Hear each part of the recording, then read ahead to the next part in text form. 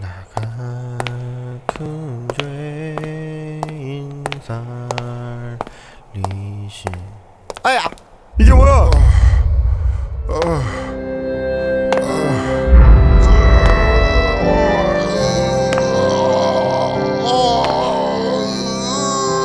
좁은 문으로 들어왔습니까? 좁은 문으로 들어온 사람은 좁은 길 걸어가야 합니다. 그러나 들어와 놓고는 겁이 나서 걸어가기를 싫어해요. 그리고는 넓은 길을 기웃기웃거리면서 그래서 적당히 교회만 드나드는 분들이 계세요.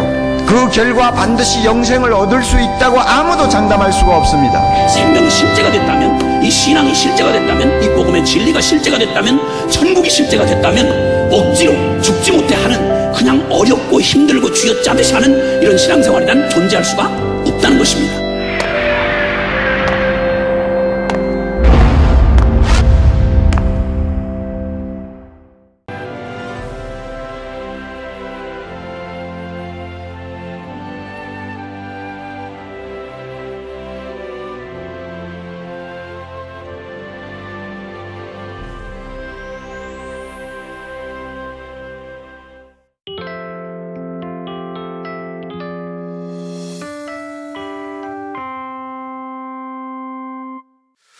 제가 욥기 강해를 처음 시작한 날짜를 더듬어 보니까 7월 17일 주일이었습니다. 그런데 이제 딱 한 번을 남겨두고 있습니다.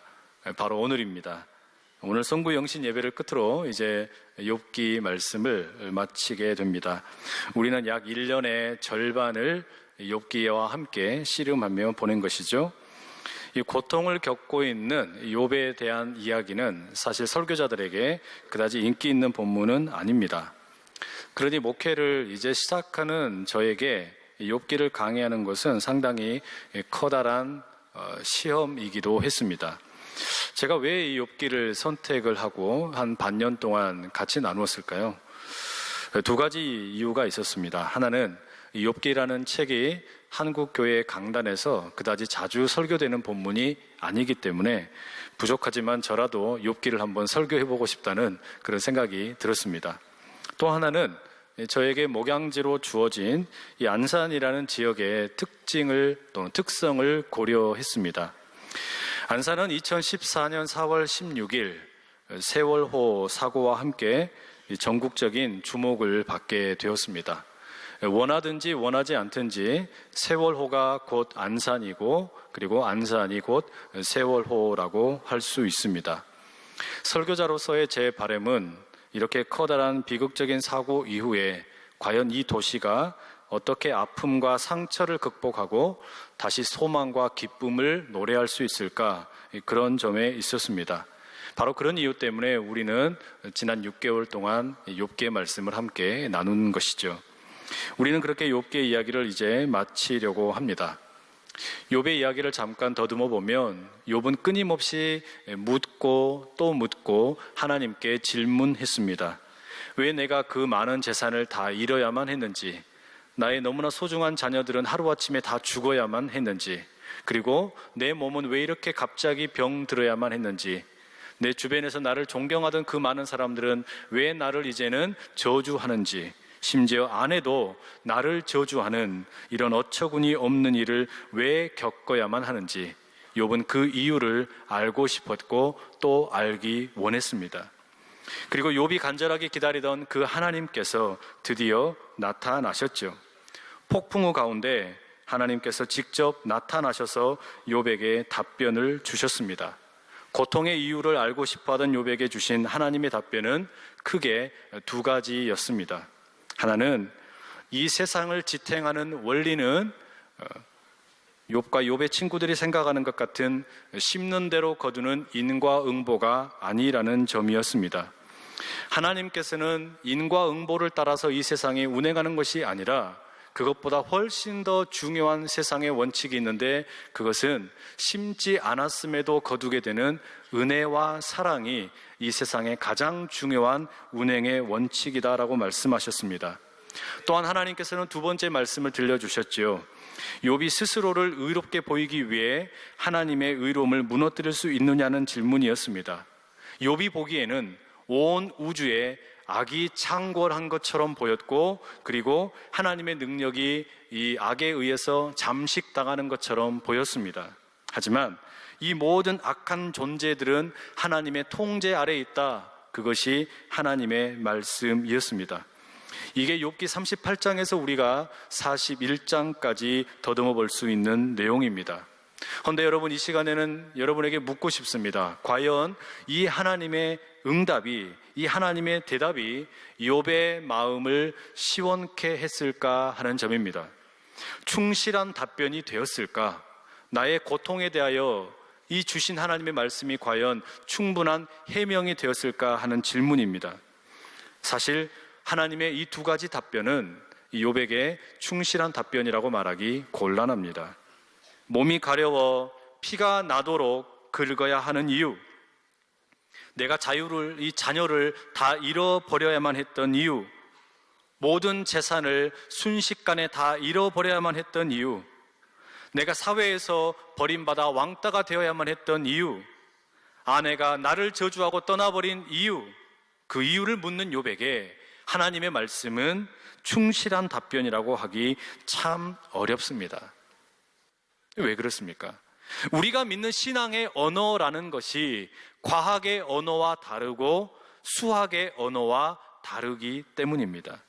우리의 신앙 속에는 뭔가 분명하고 명확하고 확실한 것보다는 믿으면 믿을수록 이상하게 애매한 것이 많고 모호한 것이 많고 불확실한 것이 많게 보이기 때문입니다. 고통의 이유를 알고 싶어하는 욥의 심정도 여러분 그런 것 아니겠습니까? 명확한 답을 받고 싶은데, 명확한 답을 알고 싶은데 하나님은 답변을 정확하게 해주시지 않는 겁니다. 뭔가 모르게 애매하고 모호하다라는 말이죠. 세상이 운행되는 원리가 뿌린 대로 거두는 것이 아니라 사랑과 은혜이다. 악이 지금은 이기고 있는 것처럼 보이지만 결국은 하나님이 통제하고 계신다. 멋진 답변이죠. 너무나 훌륭한 답변이죠. 그런데 이 답변이 지금 당장 고통을 당하고 있는 사람에게 정말로 시원한 답변이 될까? 만족스러운 답변이 될까? 그렇지 못한 것 같기 때문입니다. 그런데 여러분, 이런 하나님의 말씀을 듣고서 욥은 하나님께 이제 다시 응답을 하는 겁니다. 오늘 본문이 바로 그 응답이라고 할 수 있죠. 오늘 욥은 이 짧은 6절 속에 자신의 신앙을 세 가지로 고백을 하고 있습니다. 오늘은 이 내용을 여러분과 함께 꼭 나누고 싶습니다. 먼저 1절과 2절의 말씀을 우리가 자막을 보시고 함께 읽어보도록 하겠습니다. 시작. 욥이 여호와께 대답하여 이르되 주께서는 못하실 일이 없사오며 무슨 계획이든지 못 이루실 것이 없는 줄 아오니. 여러분, 욥과 욥의 친구들은 본래 인과응보의 원리, 우리가 무엇이든지 뿌리면 또는 심으면 그대로 거둔다는 법칙을 세상의 원리라고 생각을 하고 살았습니다. 내가 악을 심으면 악을 거두고, 내가 누군가를 괴롭히면 나도 괴롭힘을 받게 된다, 뭐 이런 셈입니다. 그리고 그것이 또한 하나님의 뜻이고 하나님의 계획이라고 믿었습니다. 그런데 하나님께서는 그렇지 않다라고 답변을 하신 것이죠. 그것보다 더 중요한 원리가 있는데, 그것은 바로 이 세상을 향한 하나님의 사랑과 은혜의 법칙이 세상을 움직인다라고 말하였습니다. 사실 여러분, 우리가 이것은 자녀를 양육하는 부모라면 누구나 알 수 있는 사실이죠. 부모는 자녀의 모습 속에서 아무것도 주어지는 것이 없는 것처럼 보여도 사랑을 쏟고 은혜를 부어주게 됩니다. 여러분, 지금 이 사실에 대해서 욥은 지금 고백을 하는 겁니다. 하나님께서는 이 온 우주를 향하여 분명한 계획이 있으시다는 것, 그리고 그 계획은 하나님의 뜻대로 진행되고 있다는 사실을 깨달았다라고 말하고 있습니다. 그래서 하나님의 사랑과 은혜를 통해 하나님의 계획은 차질 없이 운행되고 있음을 믿습니다. 이것이 욥의 첫 번째 고백입니다. 그럼 두 번째 고백은 무엇일까요? 우리 3절과 4절의 말씀인데 이 개역 개정 번역이 이해하기가 쉽지 않아서 우리 새번역 성경으로 자막에 나오시는 내용을 같이 함께 읽어보겠습니다. 시작.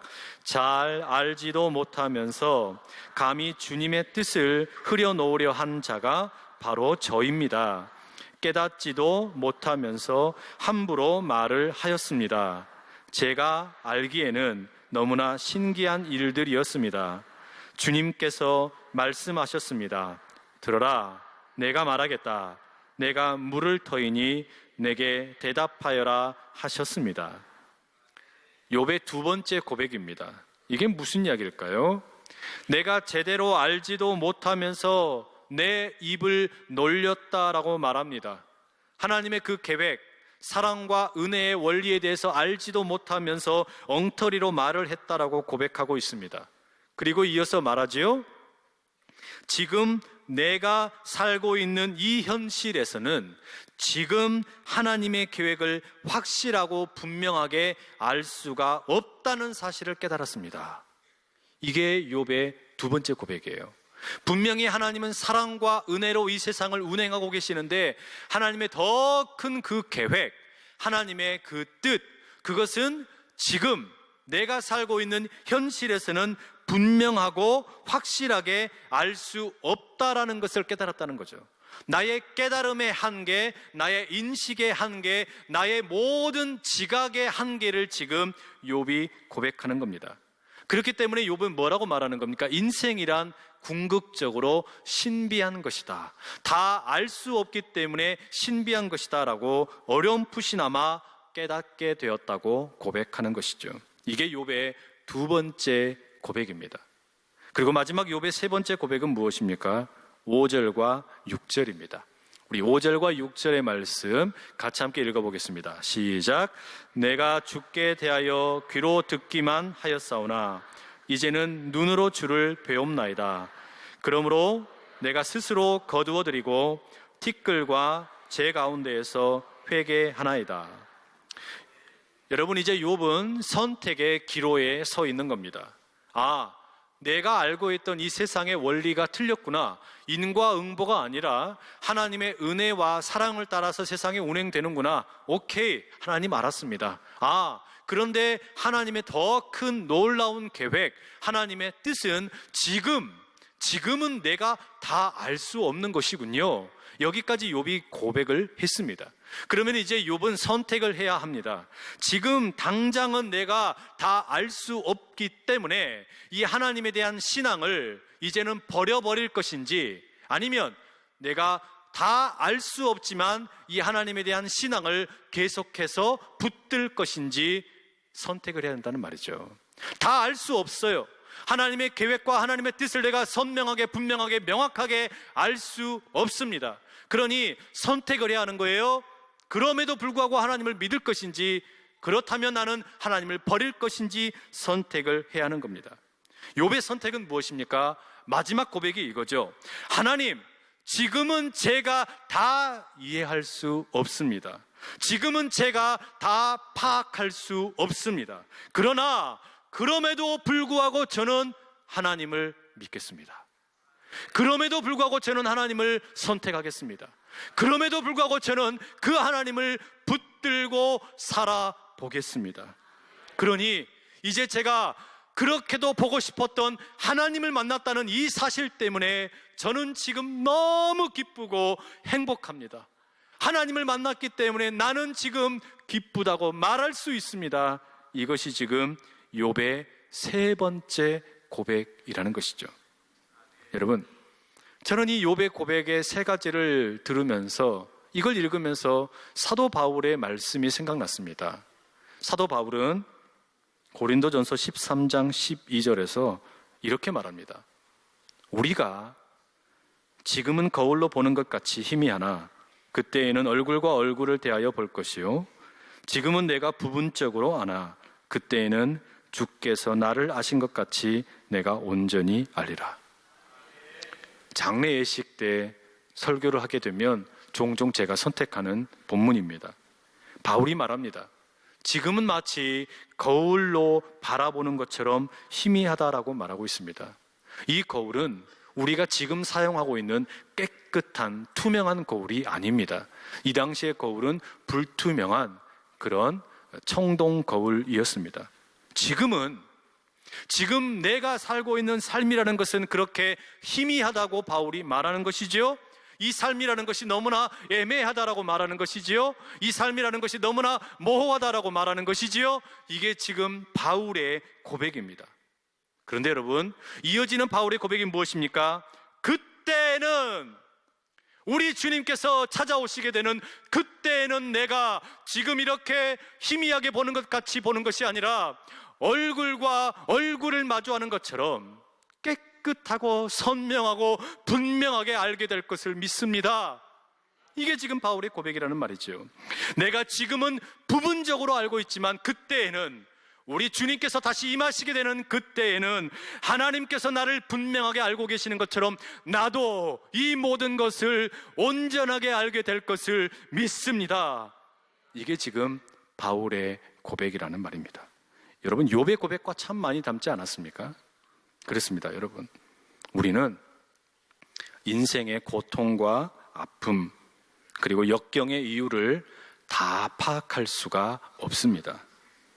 왜 수학여행을 떠났던 딸이 세월호에서 바다에 잠들어야만 했는지, 사랑하는 아내가 고통을 이기기 위해 수면제를 먹고 잠들었는데 아침에 왜 깨어나지 못했는지, 가정을 지키려고 그렇게 노력했건만 왜 이 가정이 파탄에 이르게 되었는지, 내가 그렇게 열심히 살고 정직하게 살았음에도 불구하고 왜 나의 사업장이 순식간에 무너지게 되었는지, 여러분, 우리는 답을 다 알 수가 없습니다.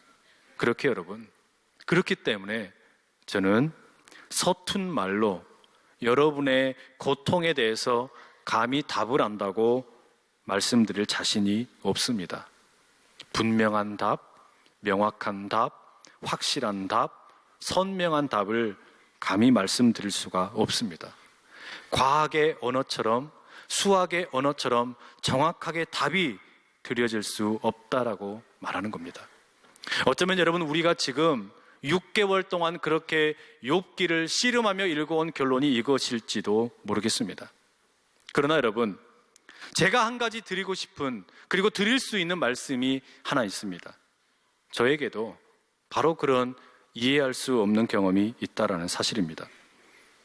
저는 개척교회를 하신 아버지와 어머니 밑에서 성장했습니다. 그리고 제 어머니는 언젠가 말씀을 드린 것처럼 2002년도에 위암 진단을 받고 수술을 하셨습니다.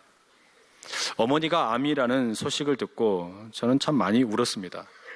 하나님을 원망했습니다. 하나님 한 분 붙들고 개척교회 하며 살아왔는데 하나님 어떻게 이러실 수 있냐고 항의했습니다. 하나님이 너무 미웠습니다. 고쳐만 주시라고, 고쳐만 주시면 감사하겠다고 기도했습니다. 다행히 수술이 잘 되었고 또 회복이 잘 되는 것 같아 감사했습니다. 그리고 저와 제 아내, 그리고 그때는 딸이 하나 있었는데 2005년에 여름에 미국으로 유학을 떠났습니다. 가난한 개척교회 아들이 돈이 많아서 유학 간 거 아닙니다. 하나님께서 은혜를 베풀어 주셔서 학비와 또 기숙사비, 생활비, 도서비까지 지원을 받고 떠났습니다. 참 감사한 유학길이었죠. 그렇게 열심히 두 번째 학기를 보내고 있을 때 아버지가 저에게 전화를 주셨습니다. 무겁고 떨리는 목소리로 어머니가 위독하다고 말씀하셨습니다. 급하게 아내와 딸이 귀국을 했고 저는 학교에 소식을 알리고 뒤늦게 귀국하게 되었습니다. 어머니는 너무 초췌한 모습이었습니다. 마치 이집트의 미라처럼 말라버려셨습니다. 어머니는 아들이 미국에서 왔으니 제가 있을 동안에 장례를 치러야 한다고 말씀하셨습니다. 그러면서 부탁하시기를 마지막 생명줄이었던 링거를 빼달라고 하셨습니다. 아들로서는 차마 할 수 없는 일이었지만 어머니께서는 그 길을 택하셨습니다. 그리고 2006년 4월 30일 주일 아침 10시 45분에 어머니는 가족의 곁을 떠나 하나님께로 가셨습니다. 어머니는 교회와 벽을 사이에 두고 붙어 있는 사택의 조그마한 거실에서 그렇게 조용히 평안하게 숨을 거두셨습니다. 그 시간에 아버지께서는 이미 주일 오전 예배를 인도하기 위해 교회로 들어가셨습니다. 친척 한 분이 어머니께서 세상을 떠나셨다는 소식을 아버지에게 전해드렸습니다. 아버지께서는 거실로 들어오셔서 주검이 되어 식어져가는 어머니를 보셨습니다. 크게 우시고 다시 예배당으로 돌아가셨습니다. 예배를 인도하기 위해, 설교하기 위해, 기도하기 위해, 찬양을 하기 위해 11시가 되었습니다.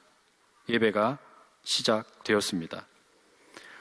사모님의 죽음을 알리면 참석한 성도들이 예배를 드릴 수 없을 것 같아서 아버지는 그 어느 때보다 더 열심히 그리고 씩씩하게 찬양하며 기도하며 설교하셨습니다.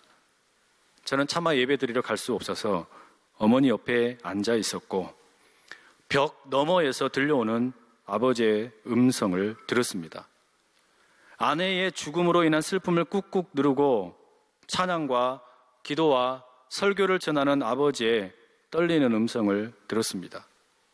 저는 그 상황을 도저히 이해할 수가 없었습니다. 하나님, 어떻게 이런 일이 있을 수 있습니까? 이걸 도대체 어떻게 이해하라는 말씀입니까? 주님, 저는 도저히 모르겠습니다. 하나도 모르겠습니다. 어머니를 먼저 데리고 가신 하나님도 이해 못하겠고 엄마의 죽음을 억누르고 기도하고 찬양하고 설교하고 예배를 인도하는 아버지도 이해할 수가 없습니다. 이런 말도 되지 않는 현실을 이해할 수가 없습니다. 하나님께 묻고 또 물었습니다. 그때 벽 너머 아버지의 목소리와 함께 하나님의 음성이 저를 찾아왔습니다. 요한아, 넌 내 큰 뜻을 이해할 수 있겠니? 이게 목회다. 이게 삶이고 현실이다.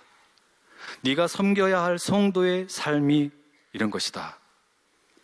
네가 만나야 할 사람들이 이런 이해할 수 없는 삶을 살고 있다.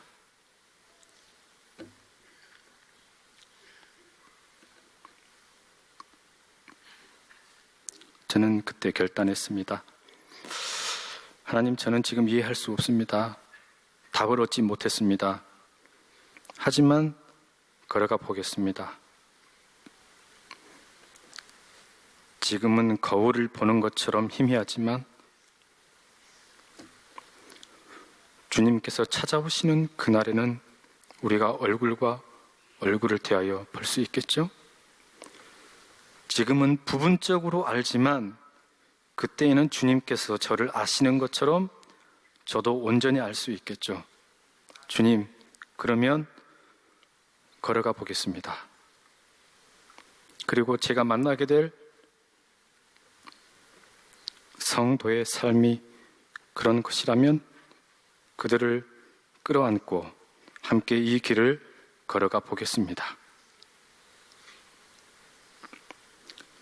2016년을 보내고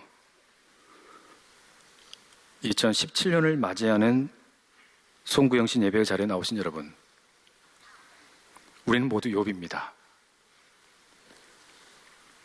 다 이해할 수 없고 분명하게 할 수 없지만 여러분, 저와 함께 예수 그리스도의 손을 잡고 이 길 다시 걸어가 보시겠습니까? 다 이해할 수 없지만 2016년에 나에게 찾아왔던 고난과 아픔과 슬픔들 다 이해할 수 없지만 새로운 한 해도 그런 믿음을 가지고 함께 다시 한번 살아보시겠습니까? 명확한 답이 없고 확실하지도 않고 내가 확실하게 알 수 있는 뭔가 붙들 수 있는 과학적인 수학적인 답은 없지만 그러나 그것이 욥의 선택이었습니다. 그리고 우리 믿음의 조상들의 선택이 그 길이었습니다. 여러분, 바로 그 언약을 갱신하는 자리가 오늘 우리 이 시간 송구 영신의 예배 자리 될 수 있기를 간절히 축복합니다. 2차 세계대전이 한참이던 20세기 초반에 독일에서 신앙의 순수함을 지키며 나치 정권과 맞서 싸웠던 디트리 본 회퍼 목사님께서 만드신 선한 능력으로라는 찬양을 들으시며 우리가 성찬으로 나아가는 길을 준비하도록 하겠습니다.